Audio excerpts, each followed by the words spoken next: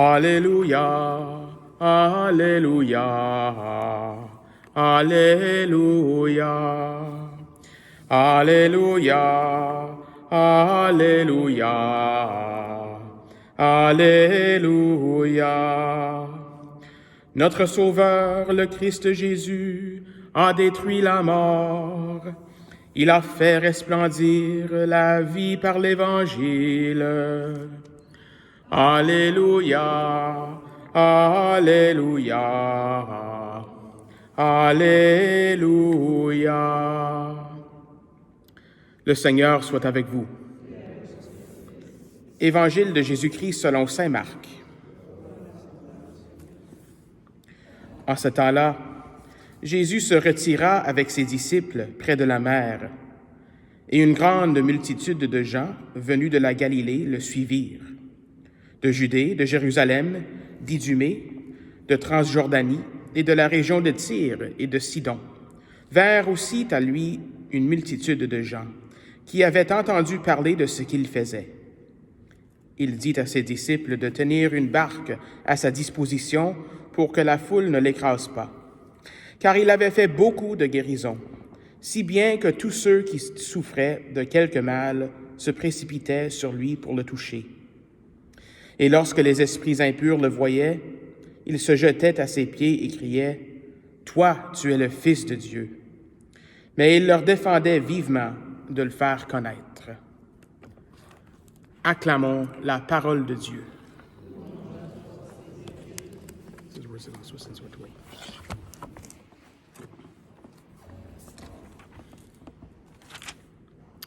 Alors, première bonne nouvelle de la journée, on retrouve notre prion. Donc là, on peut retourner à nos habitudes, si on veut, avec le prion en Église. Alors, gloire à Dieu pour cela, que le Fils de Dieu, Jésus, intercède pour nous, pour cela. Et c'est un peu le thème aujourd'hui que j'aimerais aborder. Mais avant cela, quel contraste, hein, dans l'Évangile d'aujourd'hui versus l'Évangile de hier et d'avant-hier. Aujourd'hui, tout le monde veut voir Jésus. Tout le monde veut une guérison, tout le monde veut le toucher. Il est une vedette, un rockstar, comme on dit. Tout le monde veut le voir. Mais hier, si vous vous souvenez de la dernière ligne de l'Évangile de hier, les pharisiens se réunirent en conseil avec les partisans d'Hérode contre Jésus pour voir comment le faire périr. Hier, on voulait le tuer, Jésus, les pharisiens et les hérodiens. Et avant-hier, l'Évangile, c'était sur comment est-ce que Jésus faisait une guérison ou ses disciples mangeaient quelque chose le jour du sabbat et ça fâchait les pharisiens et les hérodiens. Et là, aujourd'hui, un changement, si on veut, tout le monde veut le voir, tout le monde veut voir ces merveilles. Et c'est ça qui arrive, non, quand que Jésus se prononce sur quelque chose. C'est toujours comme ça. Il y aura des gens qui vont être d'accord, il y a des gens qui ne seront pas d'accord. Il y a des pour et il y a des contre. N'importe quel leader, je dirais, dans le monde aujourd'hui même, on se prononce sur quelque chose, il y aura des gens qui vont le supporter, il y aura des gens qui ne vont pas le supporter. Alors, ce n'est pas différent pour le Seigneur Jésus aujourd'hui. Et même un bon exemple, c'est Jésus, si vous vous souvenez, dans l'Évangile de Saint Jean. L'Évangile de Saint Jean, chapitre 6, ce discours sur le pain de vie, qu'est-ce qui arrive là? Jésus prononce son enseignement sur l'Eucharistie. Et à la fin de cet enseignement-là, la moitié des gens qui le suivaient ne crurent plus en lui. Ils sont partis. La moitié des gens sont partis à cause que Jésus s'est prononcé sur quelque chose. Hein? Alors, c'est ça, ce qui se fait. Si ça arrive au Seigneur Jésus, ça peut arriver aussi à nous qui sommes son corps, hein? Qui sommes l'Église. Si on prononce sur quelque chose, il y aura des gens qui sont pour et il y aura des gens qui sont contre. Même dans l'Évangile d'aujourd'hui, Jésus fait aussi face à des contrariétés, comme on dit. On a ces esprits impurs qui viennent le voir pour dire « Toi, tu es le Fils de Dieu ». Ça semble un compliment, mais c'est pas. Les esprits impurs ici, ils veulent essayer de tromper Jésus, ils veulent essayer de le mélanger, ils veulent essayer d'arrêter son ministère. Ils utilisent cette tactique. Tu es le Fils de Dieu, pour lui faire tomber, pour lui faire désespérer, etc. Donc, c'est ça qui arrive quand on est des disciples du Seigneur. C'est une réalité qui est difficile à vivre, mais quand même, c'est ça qui arrive. Quand on est disciple du Seigneur, son Église, quand nous faisons part à son corps. Mais la bonne nouvelle, c'est que nous avons un grand prêtre qui est constamment en intercession pour nous, qui est constamment en intercession pour son Église. C'est tellement une belle façon de le dire dans la première lecture, dans cette lettre aux Hébreux.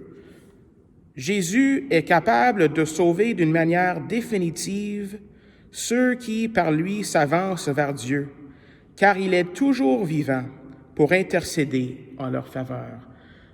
En d'autres mots, Jésus est toujours constamment en intercession auprès du Père. Il est assis à la droite du Père.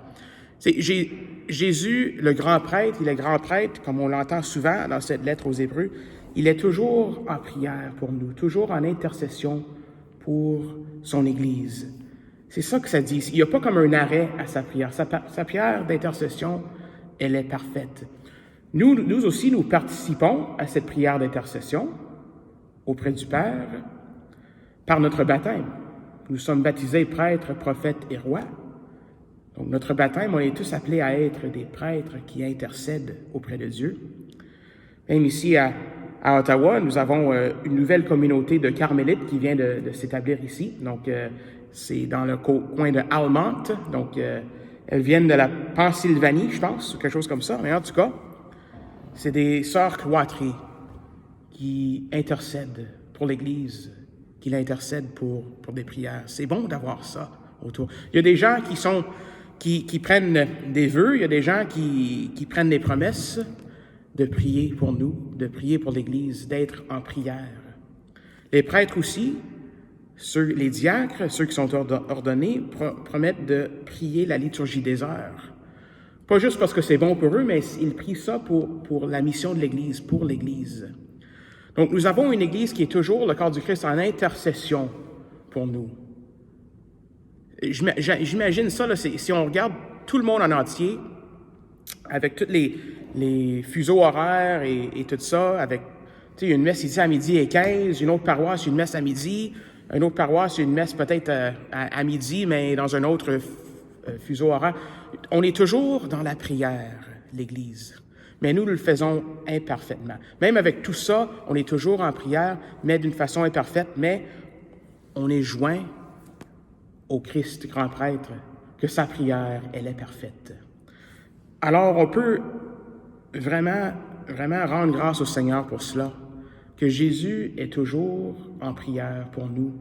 En prière pour nous, qui faisons face souvent, quand nous nous prononçons sur des choses, quand nous vivons d'une certaine manière, que nous faisions face à des contrariétés, que nous faisions face à des maladies, à des difficultés de la vie. Prenons courage aujourd'hui, que nous avons ce grand prêtre, le Christ, que nous avons cette Église qui intercède toujours pour nous. Amen.